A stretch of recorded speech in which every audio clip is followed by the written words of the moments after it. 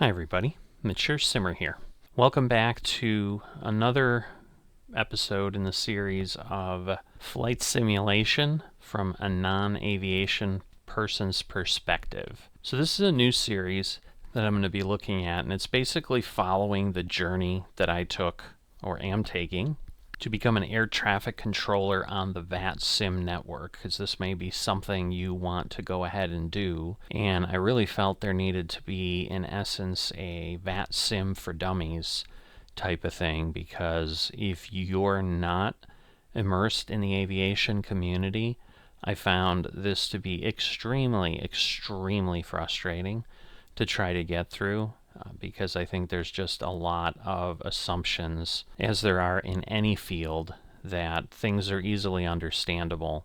And so I'm definitely going to point out things as well that I had to figure out on my own and tell you what I've discovered, so that if you run into it yourself in your journey, that you might have a path forward with what I share. So this episode, I'm just basically going to cover: how do you get started? How do you sign up? And what are the first steps to move forward to going through and trying to be an air traffic controller on the Vatsim network? I think a lot of people look at flying on the Vatsim network, but I've gone far enough down this path now, having obtained my what's called an S1 certificate, which basically means that I can control what is called delivery, which basically is the folks at the airport who would provide clearance for a route, or basically tell a pilot that they are allowed to fly in certain airspace. So that's kind of the non-aviation way that I describe delivery.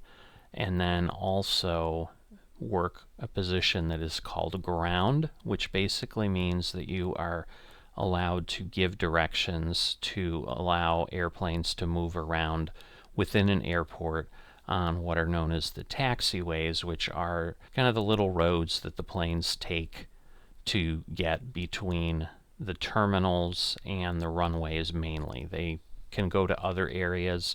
There's things like movement areas, non-movement areas. Again, I'll cover that in other videos. I'm going to try to keep all of these kind of short, so that if you've got a specific topic that you're looking at, that the thing is really kind of laser focused on that thing, rather than going on for 30 minutes about something. So the first thing you need to do is you need to get registered with Vatsim, which is the virtual simulation network that allows you to do things. And you'd have to do this to be a pilot or to work in ATC. So you'd hit the join button and get approved, fill out that information. You do have to use your real name on the Vatsim network, so be aware with that. Once you get your account, you're going to be going through login screens like this. So you're just going to, come in and log in. Okay, and then what you need to do, a lot of this is again geared toward the pilots. But you want to go in and do your new member orientation. So there's a new member orientation course. You'll go in, you'll select your language, and you just go through this. And this is still geared very much to kind of the overall thing. You will get bombarded and immersed with aviation terminology. There's just no way around it. Work your way through it. Dig through things, find out the information that it talks about. And in the end, what your goal is, because you really need to move forward, is you need to pass the new member orientation exam. And so once you're done, you're going to have this new member orientation test that you're going to see here, and you need to pass it. And once you've done that, that is really all you're doing with the overall Vatsim. But at this point, you then move over to the space in the region you're particularly servicing. So you might be in Europe. In my case, I'm in the United States. So you are then going over to VAT USA, and then you're going to go through, and this is how you start doing your basic training to begin with. You're going to have to make a decision to join an ARTAC or an ARTC. I've heard it pronounced both ways. The people who have pronounced it either way insist that their way is correct. I usually use ARTAC, and you can think of that as the way airspace is divided up above certain areas. To begin the process and really go forward and start working through, you will ultimately have to make a decision to join one of those groups. Training orientation and ATC basics are available before you join a group, and you're expected to have gone through those. A lot of expectations exist that I still say do make it a challenge. Like, you are going to have to persevere pretty strongly and have a kind of a stick-to-itiveness in your personality to get through this, because I'm going to be upfront. If you're wanting to go on this journey, this takes time, it takes patience, and it's going to take a large amount of effort to learn what you need to learn. It's not geared towards someone who's looking for an easy path, so just be aware with that. One of the main assumptions, and I had read about this, I had heard about this a lot, but I think it's important to explain up front.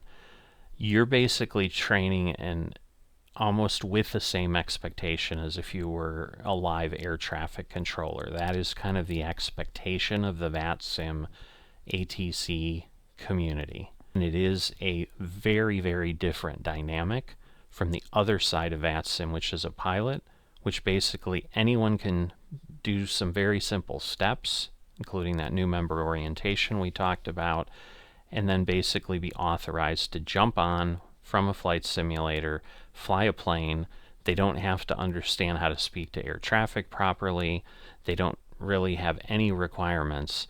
And then you have almost the polar opposite in air traffic control, where you're expected to almost be perfect in some cases to get through certain hurdles. And that is a source of frustration. It's definitely been a source of frustration that I have had going through this process. If you would like to do it, it is certainly fun and rewarding with what I've experienced on the other side. It just does take a good amount of work, so just be prepared to do that. But you'd work through these courses, and basically there are a lot of videos, there is a good amount of reading. They also send you to other documents. And so within a course, for example, you're looking at things like this, and then you're going to see how you're progressing through it. So once you're done, you're going to complete it. There's optional activities you can get into. Some of them get marked completed, some don't. And that will help you get started and kind of start down this journey.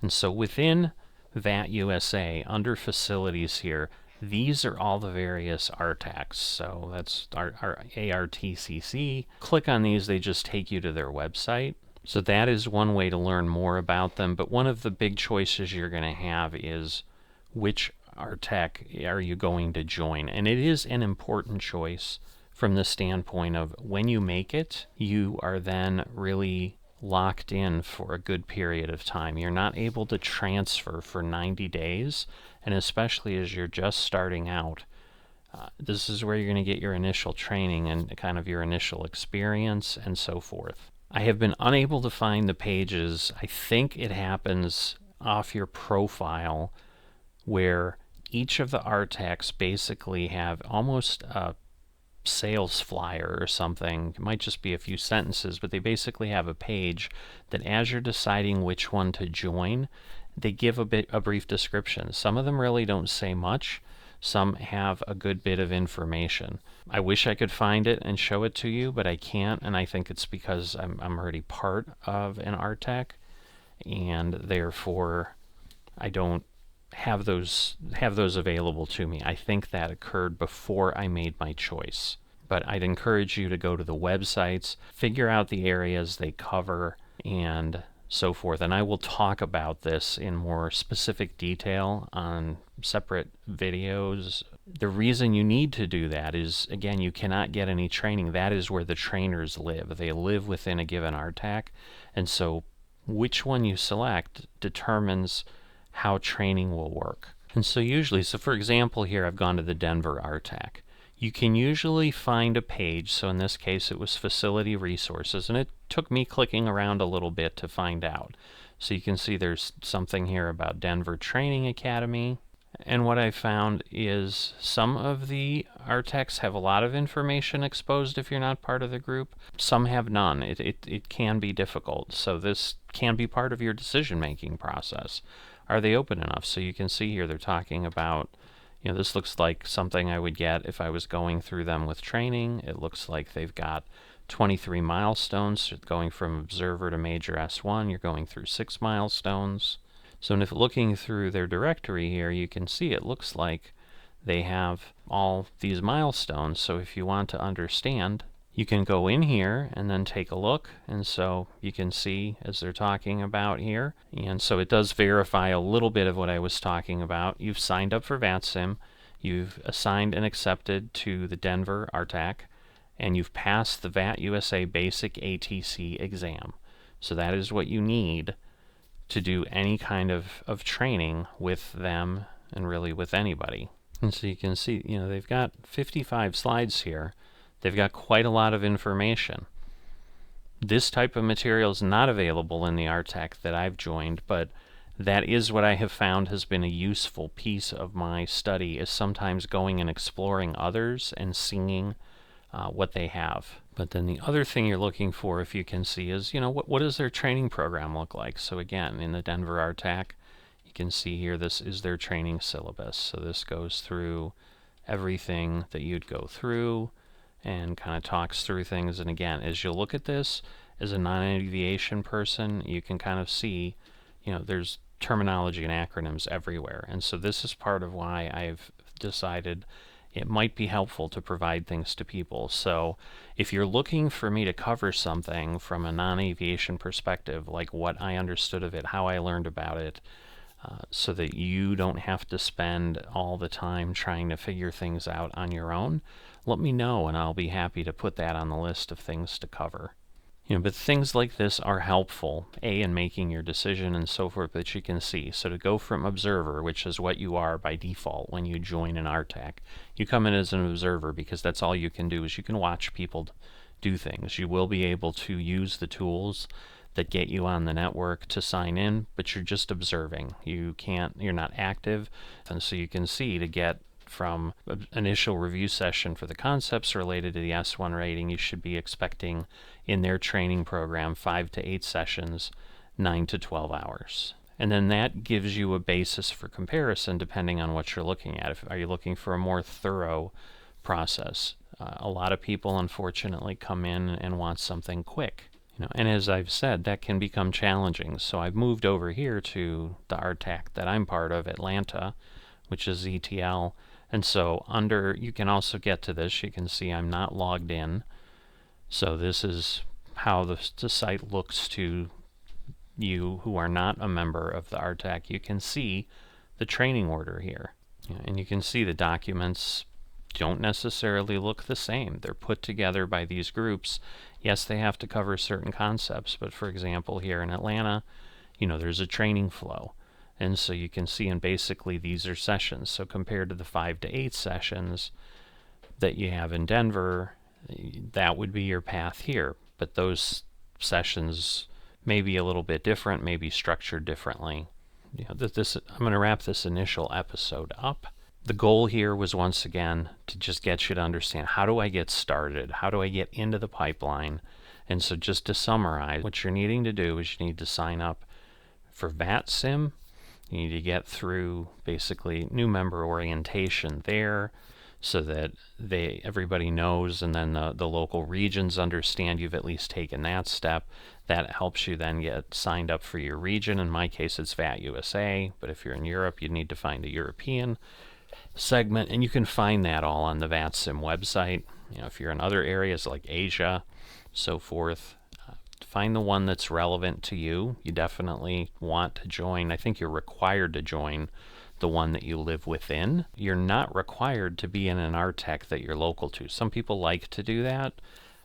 I chose not to do that because I don't think it's a very busy airspace, the area of the country that I live in. And so I instead chose Atlanta for various reasons, which are unique to me. So you need to kind of make your choice of where you think you want to work, where you think you want to control.